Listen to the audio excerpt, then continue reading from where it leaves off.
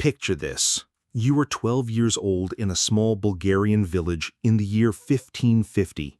The air is still heavy with morning mist, clinging to the valley like a shroud as you follow your father among the sheep. The bells around their necks ring out a familiar tune, the same one that has underscored your childhood days, safe, predictable, innocent. Inside the wooden house, your mother is baking bread, the smell of warmth and comfort seeping out into the cool dawn. Goat's milk waits on the table, a taste of safety, of belonging, of everything you have ever known. And then it begins. The sound of hoofs pounding against stone, echoing louder and louder until it swallows the peaceful rhythm of the village. Your father's face drains of color, his body frozen like a tree struck by lightning. Your mother drops the clay jug in her hands, the crash against the floor sharp and final, like the shattering of your world. Every villager knows what those hoofbeats mean. The Sultan's collectors have come. From behind a wooden cart, you watch as men in silk robes dismount with unnerving grace, their garments unwrinkled by the long ride. They carry scrolls with names, with quotas, with destinies written in advance. Their eyes move over the villagers like merchants inspecting livestock. And then one of them points at you. Your mother falls to her knees in desperation, her cries spilling out in words the collectors will never care to understand. Your father does not speak.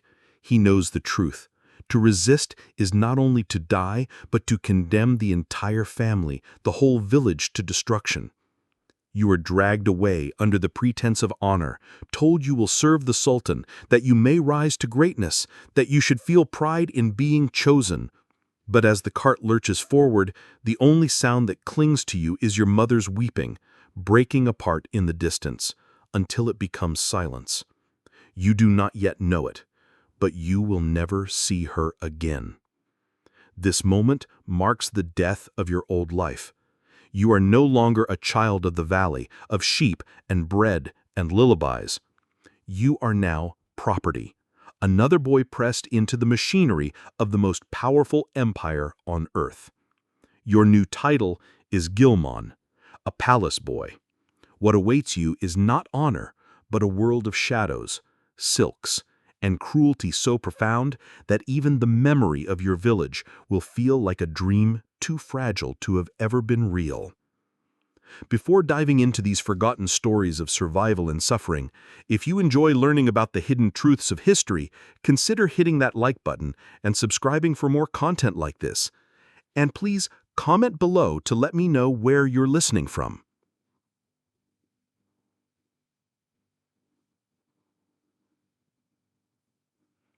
The journey to Istanbul begins as a march, a test of endurance and submission. Dozens of boys, stolen from Greek villages, Albanian hillsides, Balkan valleys, all herded together like a procession of lost lambs. Weeks of walking, across mountains and through mud, with little food and less rest. The weak stagger, fall, and are left behind. Sometimes the guards don't even bother to look back. A boy's strength is measured not in years, but how far he can walk without collapsing. The first lesson is cruel but clear. Weakness is death. Survival demands silence, vigilance, and obedience. One boy beside you, Nikos, from a fishing village in Greece, tries to escape on the third night. His hope burns hot, but it burns too fast. The guards catch him within a mile, drag him back, and beat him before everyone. The sound of fists and sticks echoing through the night. His screams rip through the night air as if to brand themselves into your soul. And they do. You close your eyes, but the sound does not vanish. It never will. You understand now, resistance is futile. By the time you reach the edge of Istanbul, you no longer walk like a boy.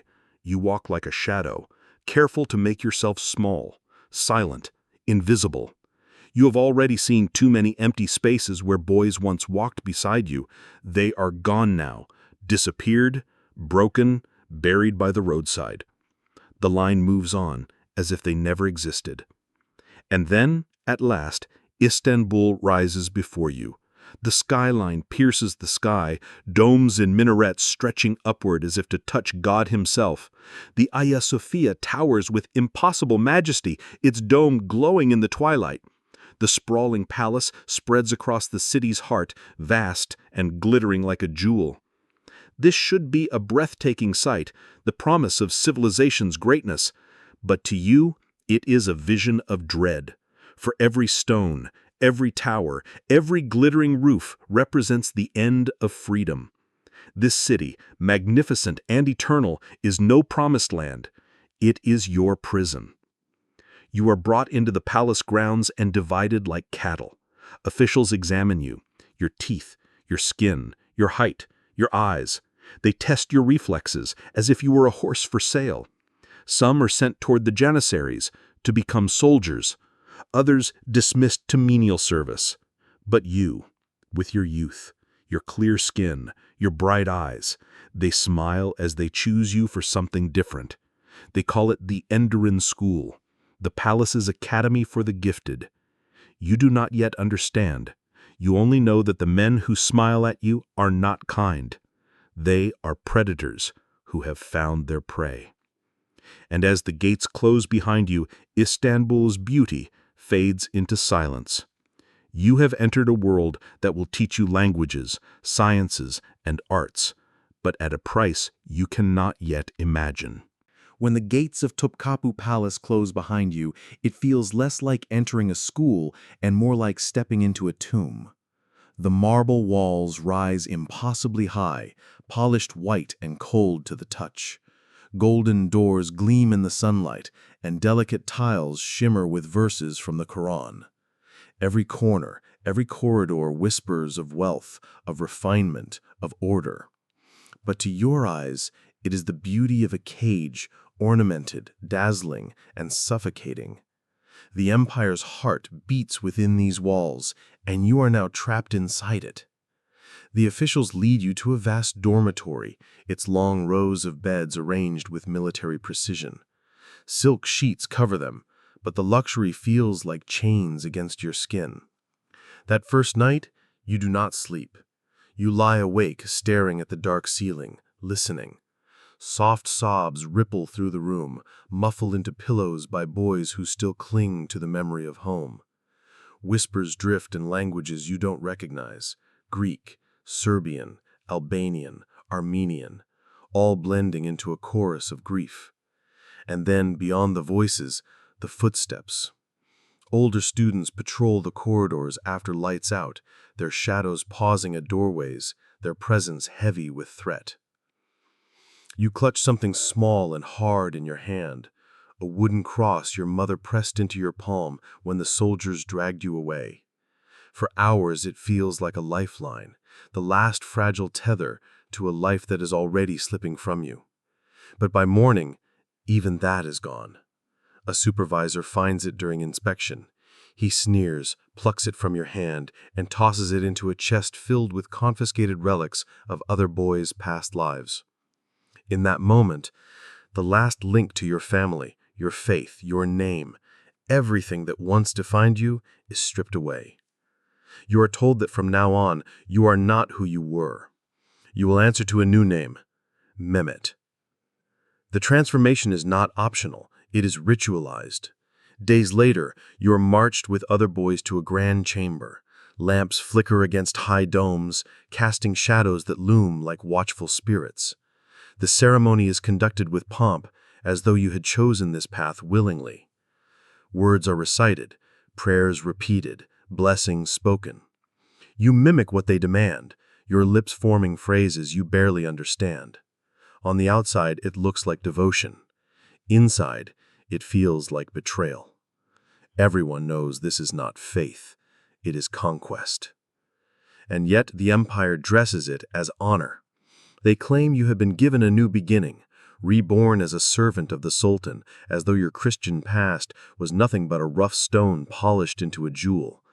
But you feel the truth. This is not rebirth, it is erasure. Still, the education begins.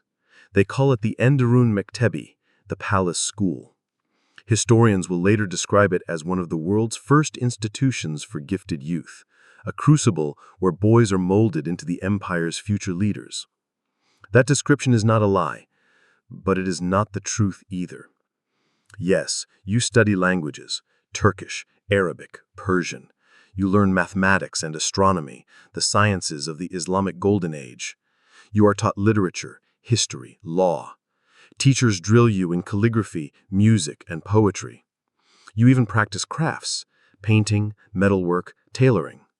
To the outside world, it seems a paradise of learning, a place where shepherd sons become statesmen and generals. But behind the veneer of knowledge lies something darker. The education is never just about expanding your mind. It is about controlling it. Every lesson drills obedience as much as skill. You learn quickly that the slightest hesitation, the faintest trace of defiance brings punishment. The palace doesn't want thinkers. It wants instruments, sharp, polished, and loyal. The palace itself conspires in your training. Its beauty is suffocating. Courtyards bloom with roses, their petals tended by eunuchs who never smile. Fountains spill crystal water, reflecting the domes and minarets above. You walk through tiled corridors painted with gold, beneath ceilings carved with patterns that seem infinite. It should inspire awe, but for you it is only a reminder of how far you have fallen. The magnificence mocks you, whispering that this empire has power enough to take children and make them forget themselves. Every day is routine. Wake before dawn, perform prayers in the faith forced upon you, eat a meager breakfast, then march to lessons. From sunrise to dusk, you are taught not only knowledge, but posture, etiquette, submission. The teachers remind you constantly, your body belongs to the Sultan, your mind belongs to the palace, and your soul belongs to God, on their terms, not yours. The palace hierarchy reinforces this truth. Every boy watches the others. You are told advancement is possible, but only if you prove yourself, through study, obedience, and something unspoken you do not yet understand. Already you sense it in the glances of older students, in the silence of eunuchs who linger a moment too long, in the subtle smiles of officials who evaluate you as though you were not a person, but a possession. And in the quiet of the dormitory, when the sobs of homesick boys fade into exhausted silence, you begin to realize the education here is not about learning at all. It is about unmaking. Each prayer you are forced to say, each word of your old language you are forbidden to speak, each piece of your former self that is confiscated, cut away, or silenced, it all leads to one purpose, to hollow you out and then fill you again with the empire's will. You think back to the sheep in your village, their bells ringing in the mist. You were a child once, free and unbroken. Now, you are in the palace of the world's most powerful empire, surrounded by beauty and terror, so entwined they are impossible to separate. You are learning to read, to calculate, to sing, but more than that, you are learning to forget. Your first true lesson in the palace does not come from a book or a teacher. It comes from Amit. He is older, already 3 years into the system, and carries himself with the quiet authority of someone who knows how the game is played. One evening, as you sit on your narrow bed, he appears beside you. His voice is calm, even kind at first. "You are new," he says, his tone heavy with both promise and warning. "You don't yet understand how things work here, but I can protect you. I can help you rise." His words seem generous, even brotherly, but then his hand rests on your shoulder, and the meaning of his offer becomes clear. Gratitude, he says, must be shown in special ways, ways that stay between the older boys and the new arrivals. His whisper cuts into you like a blade. Protection is never free. That night, you understand the palace's unspoken law. Obedience is not enough. Your body itself has become a form of currency. This is not an isolated threat. It is the very structure of palace life. The boys are divided not only by age and talent, but by predatory hierarchies that have existed for generations. Eunuchs, once boys themselves, now castrated and scarred, hold power as guards and overseers. They know every corner of the palace, every hidden passage, every shadow where secrets can live. Rather than shielding the new arrivals from what they once endured, many enforce it with zeal. For them, cruelty is a language learned long ago and now spoken fluently. Older students, too, perpetuate the cycle. Those who were once victims transform into predators, repeating the rituals of exploitation as if by instinct. Advancement depends not just on academic skill, but on pleasing those above you in ways no child should ever have to learn. Submission buys safety. Resistance brings ruin. And so the system continues, generation after generation. You watch as boys around you fracture beneath this weight.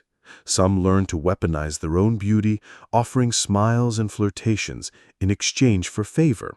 These boys soon receive better food, finer clothes, even tutors who single them out for special lessons. They rise quickly, but their eyes grow dull, as if the price of survival has emptied them. Others refuse, clinging desperately to scraps of dignity.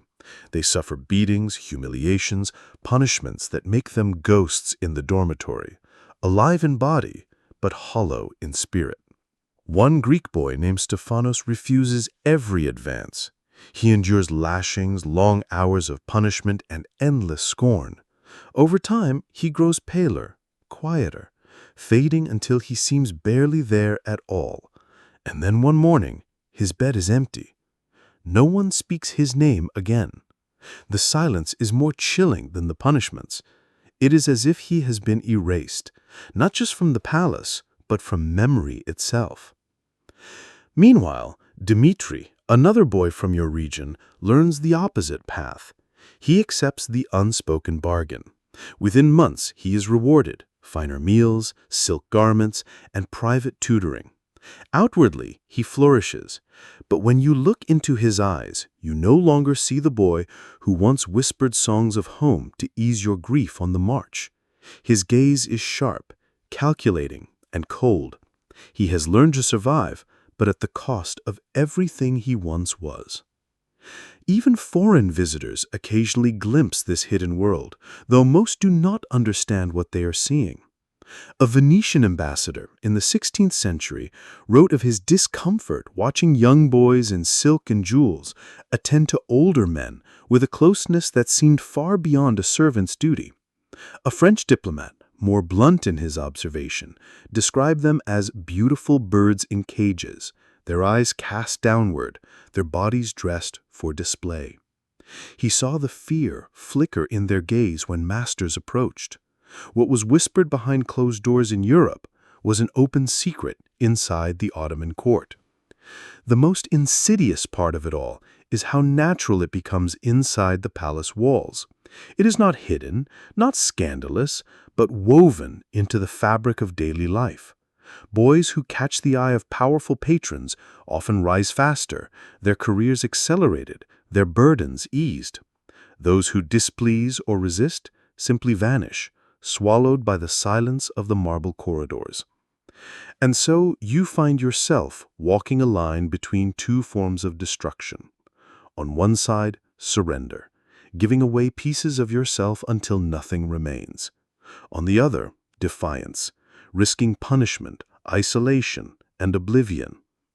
Every night, as the torches flicker in the dormitory and shadows stretch across the marble, you wonder which path you will take tomorrow, and whether any choice can truly save you. The palace does not only conquer your body, it conquers your mind. Each day follows the same rigid script, designed to strip away freedom and replace it with disciplines so tight that resistance becomes unthinkable. You wake before dawn, summoned by the deep, echoing call to prayer.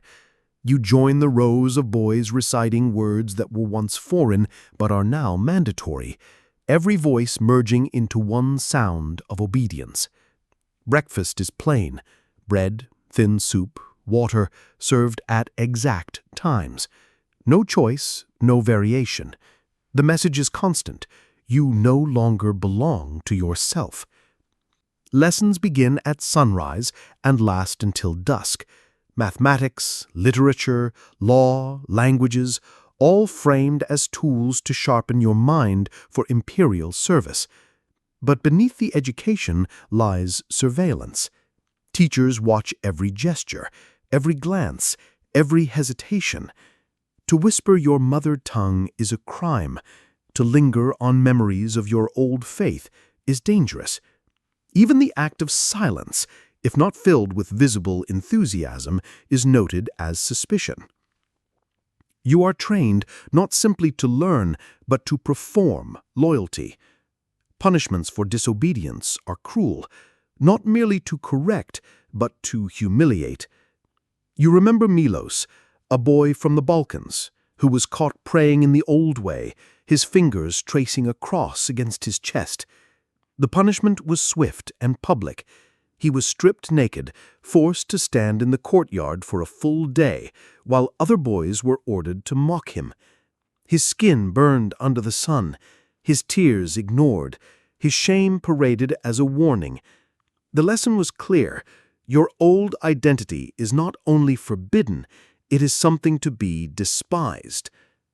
The palace is clever in its cruelty.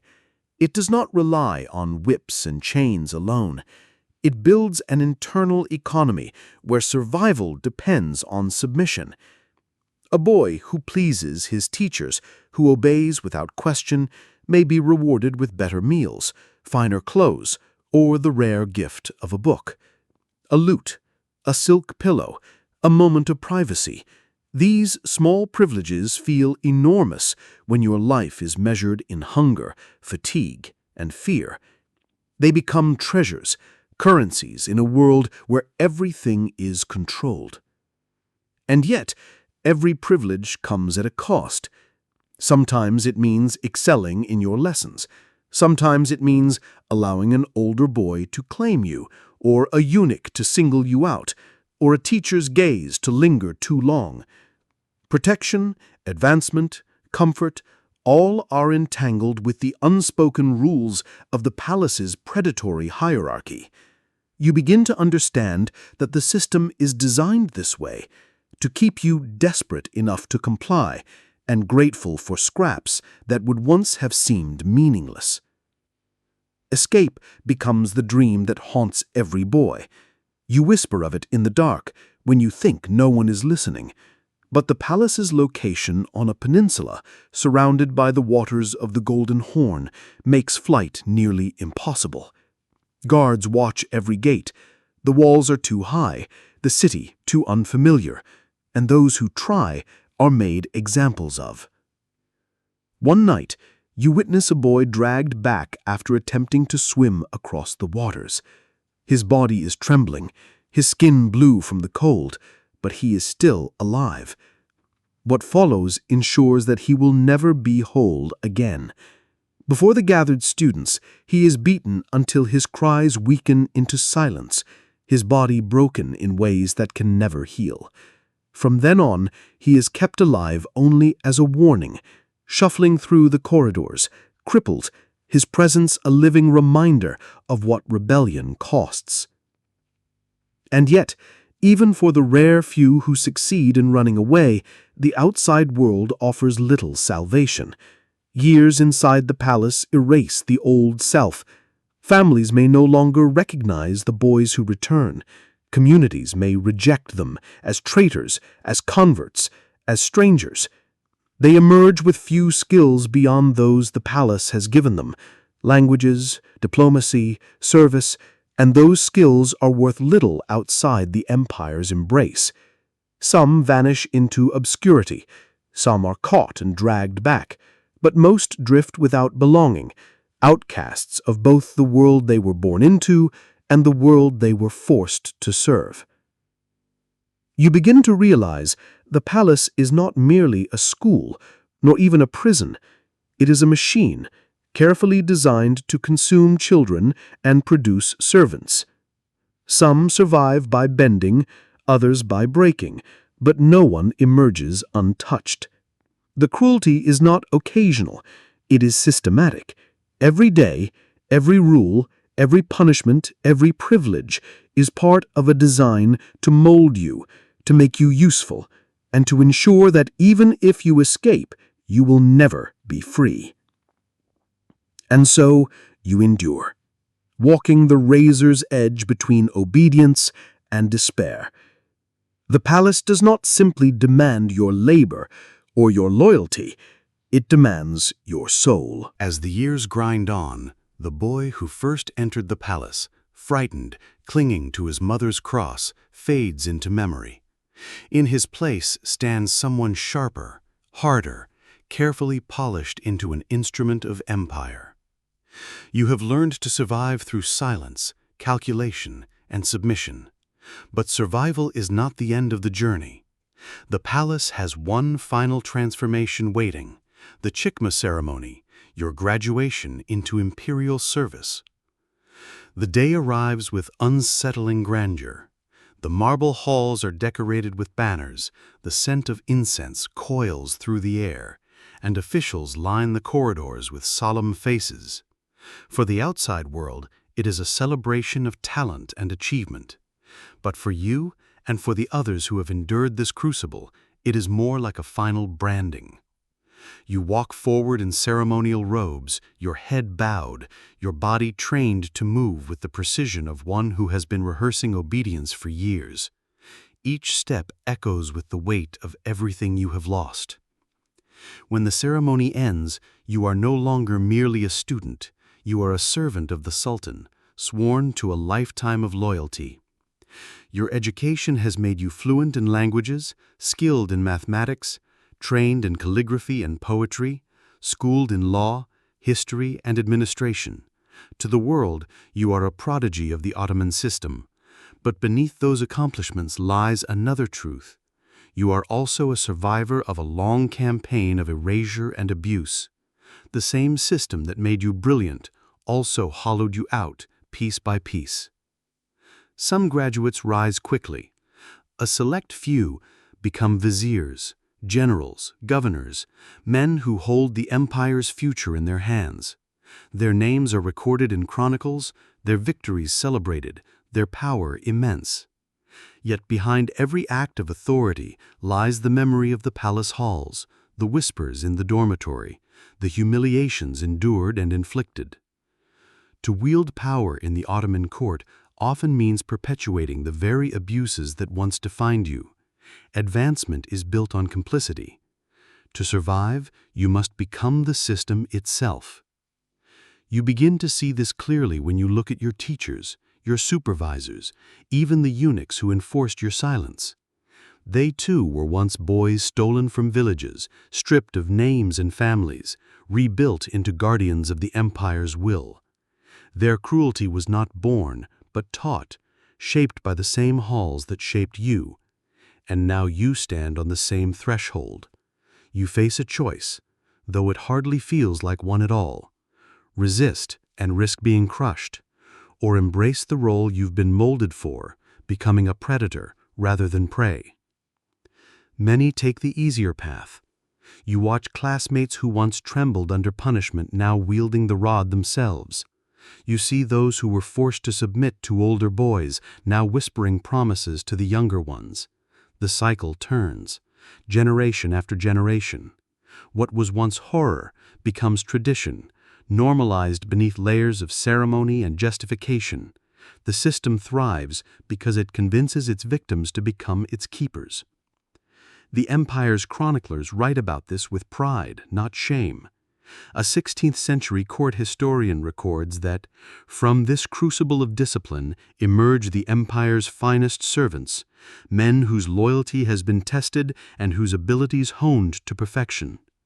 His words echo through time, a polished defense of the very process that consumed countless children.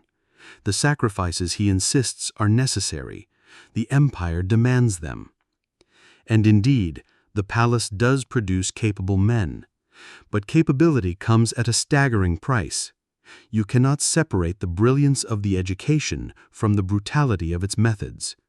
The same tutors who taught you astronomy also punished you into silence. The same halls that introduced you to Persian poetry also echoed with the cries of boys who disappeared.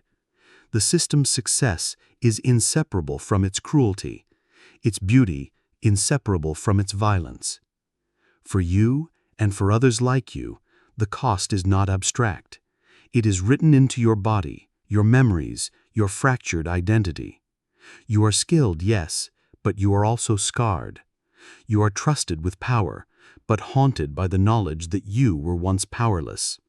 You can rise high within the empire, but you will never escape the shadow of the marble corridors where your childhood ended. And so you step into your new role, celebrated as a success story of the Ottoman palace. To the outside world, you are proof of the empire's brilliance, but in your heart, you know the truth. You are not a man reborn by education, but one reshaped by survival. You have graduated into power, but power itself is poisoned, forever entangled with the trauma that brought you here. The system that shaped you was not a hidden shame. It was institutionalized, celebrated, defended as a triumph of imperial order. The Ottomans did not view the palace school as cruelty. They called it refinement. They spoke of transformation, of turning shepherds' sons into viziers, soldiers, and poets. And in some sense, they were not wrong. The education you received was advanced for its time, perhaps unmatched in its breadth. You could quote Persian poets, calculate with Arabic numerals, and debate law with scholars. But all of it was fused with the unspoken truth that this brilliance was born from the breaking of children. Other empires across history exploited the young, the Spartans who tore boys from families for military training, the Mamluks of Egypt who built armies from enslaved children. But what made the Ottoman system unique was its scale, its order, its seamless integration into the machinery of empire. It was not whispered about in shadows, but inscribed in the very structure of power. Abuse was not the corruption of the system, it was the system. By the 17th and 18th centuries, change began to creep in. The Janissaries, once the empire's elite, grew unruly. European influence seeped into Ottoman life, bringing different ideas about governance and childhood. Slowly, the palace school lost its centrality. By then, however, generations had already been consumed.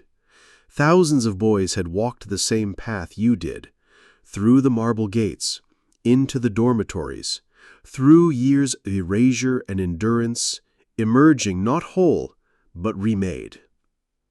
Today, the palace still stands.